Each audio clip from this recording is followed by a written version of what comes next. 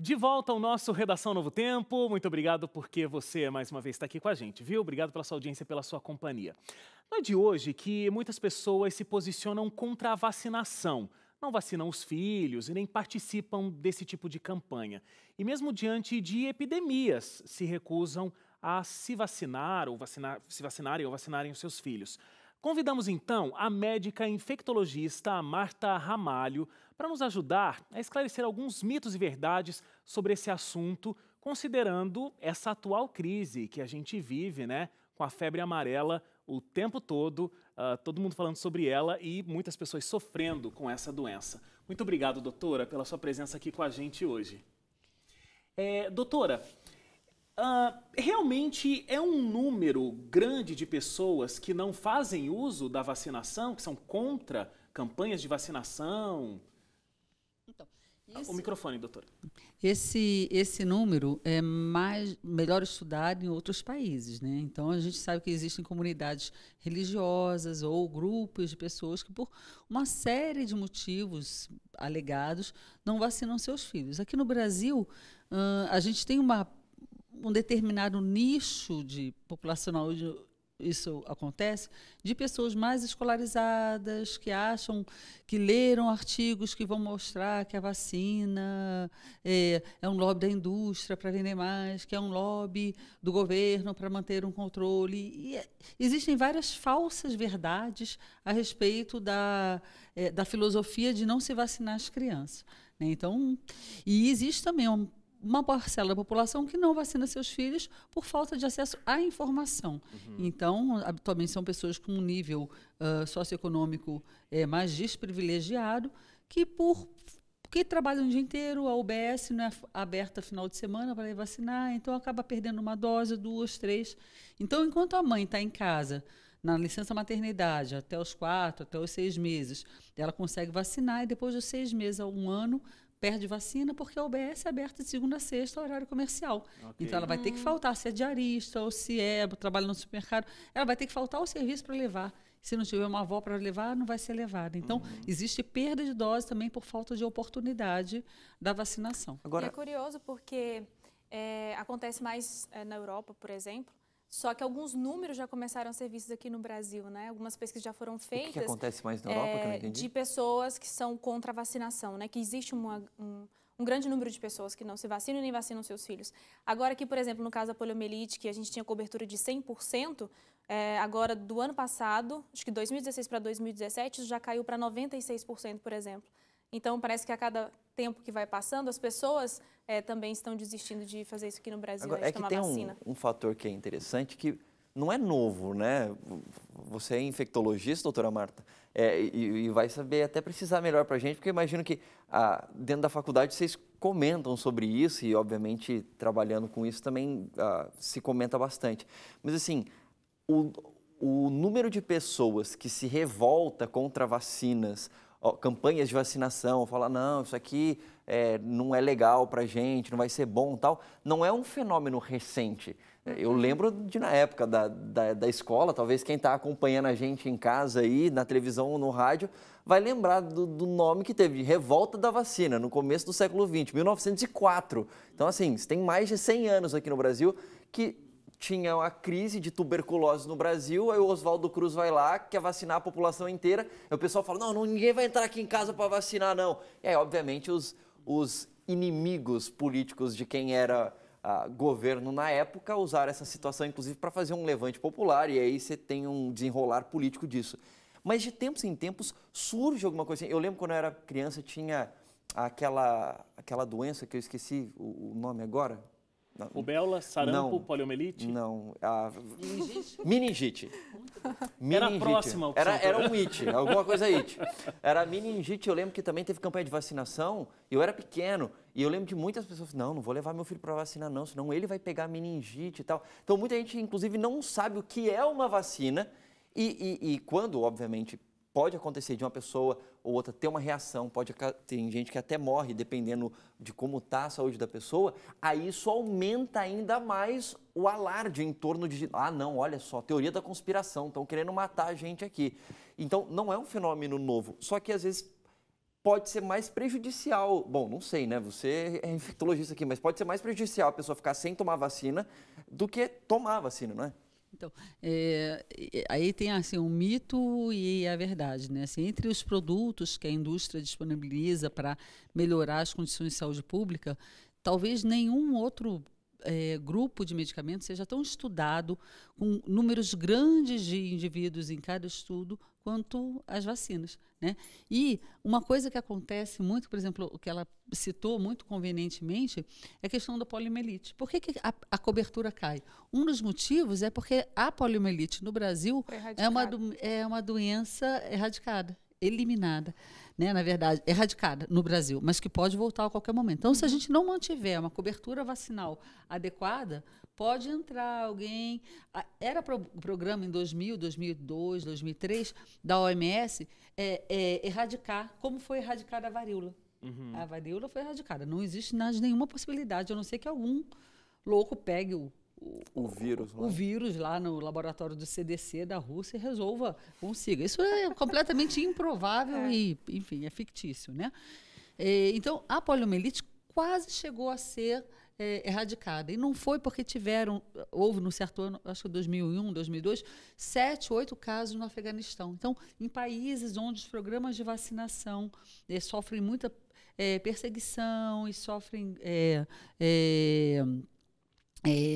restrições governamentais ou de grupos fundamentalistas, você não consegue. Você que nem hoje em dia, como a gente tem lugar que a gente tem que perguntar se pode entrar ou não. Sim. Lá tem países inteiros onde você tem que perguntar se pode entrar ou não. Então, devido à existência desses nichos, você não conseguiu erradicação da poliomielite. E é sempre um risco. Então, aqui no Brasil, o que acontece? Não vou levar porque há tanto tempo que não veio poliomielite, por que eu vou ficar? Para que eu vou levar lá para o tal do Zé Gotinha, né?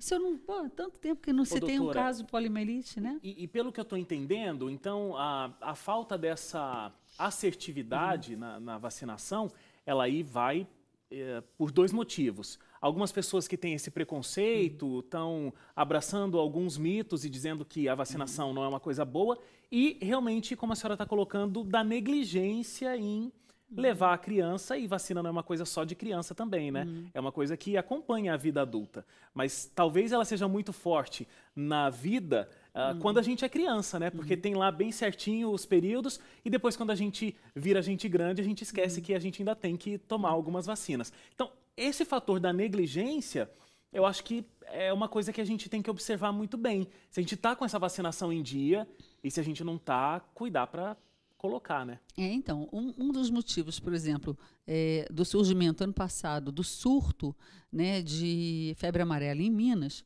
foi exatamente a negligência. Negligência ou a falta de assertividade dos programas. Porque desde 2002, 2003, o estado de Minas Gerais já era, o estado inteiro, já era zona de vacinação obrigatória. Então, quando teve surto lá na região, né, de Caratinga, lá perto de onde houve a questão ecológica, lá da barragem de Mariana, quando teve esse surto, 10 anos antes, 14 anos antes, já tinha necessidade do estado inteiro ter sido vacinado. Por que não foi? Então, a mesma coisa agora. Agora se decretou que o estado inteiro de São Paulo tem que ser vacinado contra a febre amarela. Mas o estado inteiro agora, mas várias áreas do estado, por exemplo, Ribeirão Preto, ano passado teve um caso, já era a área de vacinação compulsória. E de recomendação de vacinação. E aí a política pública tem que chegar lá para fazer aquela população ser vacinada. Em 2009, teve caso perto de Botucatu, de febre amarela. Nessa ocasião, eles conseguiram conter, porque vacinaram ali no raio de 30 quilômetros em volta de onde teve os casos e quando tiveram. Então, tanto que de 2009, aquele surto não aconteceu mais nada.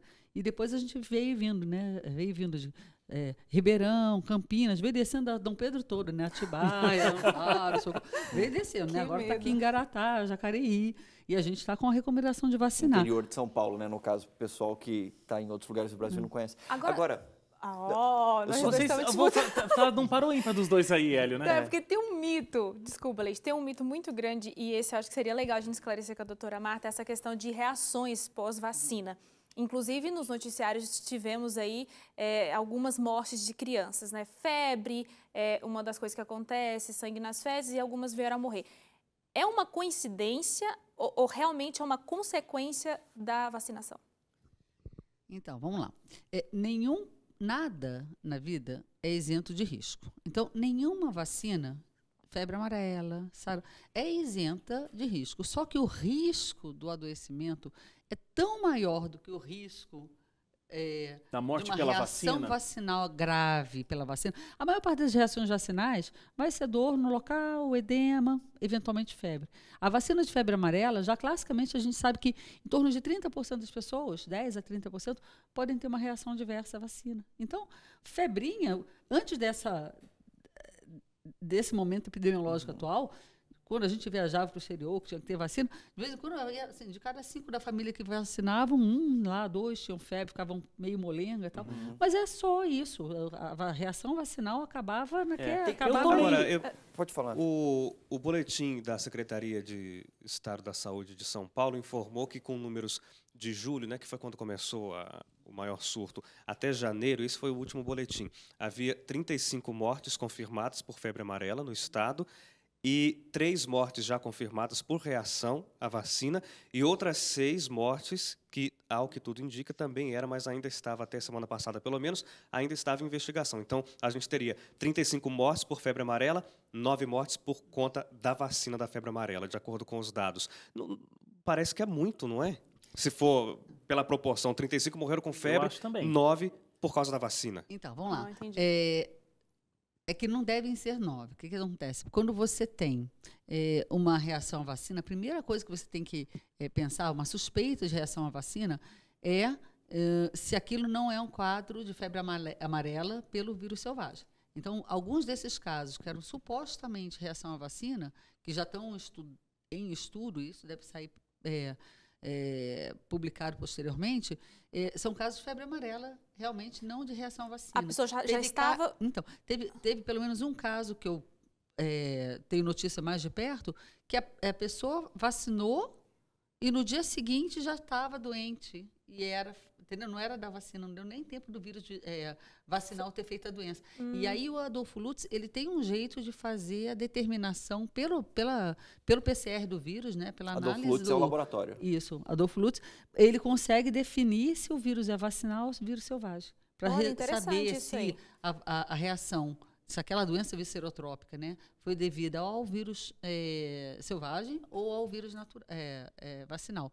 O que acontece é que a gente tem, o que a literatura mostra? A gente tem uma reação viscerotrópica a cada 1 milhão de doses aplicadas. Então, assim, de cada 1 milhão, imagina, São José dos Campos tem 700 mil habitantes, a gente espera ter menos de uma reação viscerotrópica grave. As reações viscerotrópicas é quando o vírus vacinal se volta contra a pessoa, né, e, enfim, faz uma doença sistêmica como se fosse uma febre amarela, e como a febre amarela tem uma letalidade muito alta, também a letalidade de uma doença viscerotrópica é muito elevada.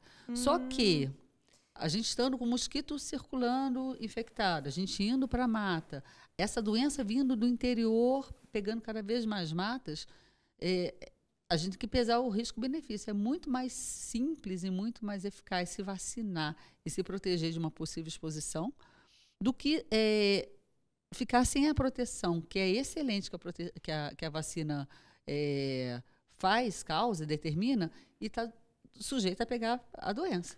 Agora, então, é 1 em 1 milhão. Entre pessoas acima de 60 anos, é 1,8, 18 em 1 milhão. É 1,8 Leide, só uma coisinha. Esses números que a senhora está dizendo, 1 em 1 milhão, não é no caso da vacina específica da febre amarela. É, de um modo geral, o universo das vacinas. Não. Da febre amarela. Febre amarela. Ah, tá. Ok. Agora, tem um detalhe, que você usa uma expressão em vários momentos, né? O vírus vacinal, etc. Porque a gente tem muita gente que está ouvindo, a gente está acompanhando, e às vezes não sabe exatamente o que é uma vacina. E acho que é uma questão básica, mas isso ajuda a explicar, inclusive, por que tem algumas pessoas que às vezes têm uma reação à vacina, e às vezes pode ser até uma reação mais intensa, levando à morte. Porque, me corrija se eu estiver errado, mas até onde eu sei, toda vacina, seja de febre amarela, seja de enfim, qualquer coisa, ela é o vírus morto dentro da vacininha lá. E aí você coloca isso no corpo da pessoa, tá? Para que o corpo se acostume com isso e crie defesa para aquele vírus. É isso ou eu estou viajando? Está viajando. Ok. Legal. Então, Acontece de vez em quando, doutora. Acontece. Então você não está viajando, você está viajando. Explica pra gente o que é a vacina, então, e por que dá essas reações, Você inclusive. está viajando parcialmente. Ok. Tem algumas vacinas, depende do processo de fabricação de vacina. Tem vacina que é pedacinho do vírus. Eles pegam o vírus, que nem a vacina da gripe, né? Eles pegam o vírus, eles batem no liquidificador e injetam na pessoa. Ok. Né? É que nem você tentar fazer churrasco de uma picanha moída. Pega a picanha, passa na máquina, vai fazer churrasco? Não vai, porque é carne moída, não faz churrasco. Ok, beleza. Faz no máximo ali um hambúrguer. Mas a ideia é que o corpo identifique o vírus e crie mas forma de se defender. Esse que é moído na carne, ele não vai nunca fabricar uma gripe em você, porque ele é um vírus todo moído.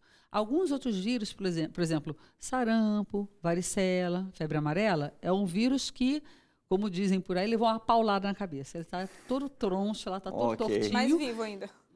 Mas ele, coitado, não dá conta de quase nada. Coitado mas se pega, se ele pega um organismo mais deficiente, por exemplo, uma pessoa com AIDS, com pouca imunidade, uma pessoa que recebeu um transplante, que toma medicação para evitar a rejeição, uma pessoa com câncer em tratamento com quimioterapia, um idoso, um extremo de vida, ele pode ser forte o suficiente, muito forte para aquela pessoa. Então, aquele vírus que levou a paulada aqui em mim, nós não vai fazer nada, numa pessoa com uma deficiência de imunidade, ele pode fazer doença. Agora, por isso que tem grupos que a gente não vacina. Claro. Que a gente Isso ajuda a explicar bastante os grupos que falam assim, você não pode, você não pode. Isso, porque o vírus fraquinho pode... E aí, doutora, é por isso que quando a pessoa ela tem algum tipo de reação, às vezes... A reação, me corrija se eu também estou viajando na mesma condução aí do leite. A reação não é por conta do vírus mesmo, ele meio tontinho, mas é porque toda a nossa defesa está lá para construir aquela barreira, então a gente dá uma enfraquecida. A gente não sabe exatamente por que algumas pessoas vão ter reação e outras não têm. Por exemplo, eu tomei a da febre amarela mais um tempo aí. Tomei em 2010. Eu cheguei em casa, estava ótimo, do postinho até a minha casa. Não estava amarelo ainda. Tava mais ou menos, essa cor aqui, meio sem identificação. Quando eu cheguei em casa, me deu muito sono. Eu devo ter dormido umas 4 horas. Acordei ótimo. Então, não sei, é por causa do vírus? É porque meu sistema de defesa estava ali começando um trabalho? Que hora você foi dormir no dia anterior? Isso é uma pergunta importante. Não estava com sono. O quanto você estava de medo e estressado de tomar uma injeção? Chegou em casa, relaxou e dormiu. Não sei, eu sou bem de boa com essas coisas, viu? Eu não fico com medo, não. É difícil, assim, é difícil ter sido uma reação tão imediata à vacina. Talvez uma reação mais ao estresse. Psicológico, tipo, vai me dar alguma reação, aí eu já fui meio apagando. Desculpa, ele queria dormir e aproveitar a desculpa. Mas o fato é que precisa estar com, não só em relação à vacina, mas qualquer coisa, né? Pela sua explicação, que dá para a gente entender a base do que é uma vacina e tal, isso só reforça o quão importante é a gente estar cuidando da nossa saúde. Porque se você está com uma saúde em dia, a chance de você ter uma reação mais intensa a uma vacina, por exemplo, diminui consideravelmente pelo que você está me falando. Isso. As pessoas com imunodepressão têm que ser sempre consultadas por um especialista, por um médico, pelo seu médico, para saber se podem ou não tomar aquela vacina. Os números que a gente tem hoje são alarmantes o suficiente, como a mídia tem colocado? 200 casos confirmados de febre amarela no Brasil de julho até agora? Bem, a gente vive uma situação epidemiológica muito grave, né? A gente tem, pelo menos aqui na nossa região, a gente tem garantia de oferta de vacina e a gente tem que se vacinar, sim. Porque a gente não sabe... A tendência é que esses macacos vieram do interior e trouxeram, enfim. E a gente não sabe se vão embora ou não, se vão ficar aqui permanentemente os próximos 50 anos nas nossas matas. Então, quem tem possibilidade de se vacinar e não tem imunodepressão, deve se vacinar, sob o risco de estar daqui a 1, 2 anos, vou fazer um piquenique ali em Garatá, pronto. Fui. Então, não tem motivo para as pessoas não se vacinarem se estiverem com a saúde em ordem. Doutora, muito obrigado pela sua presença aqui no Redação. Foi extremamente esclarecedor, Foi ótimo. né? Foi muito bom. Inclusive, o meu mito que eu achava que era só vírus morto, não é. Oh, é vírus do... atendeu ele. Deixa eu vírus do liquidificador e o vírus com a paulada na cabeça. É isso, né? Então, pronto, aprendi. Muito didático, muito didático. Muito obrigado, doutora. Obrigado mesmo. Gente, ficamos por aqui com a Redação dessa semana. Até semana que vem para vocês. Até semana que vem. Muito obrigado a você que mais uma vez estava aqui com a gente, debatendo os assuntos que a gente trouxe essa semana. E na próxima a gente está de volta. Até lá. Tchau, tchau.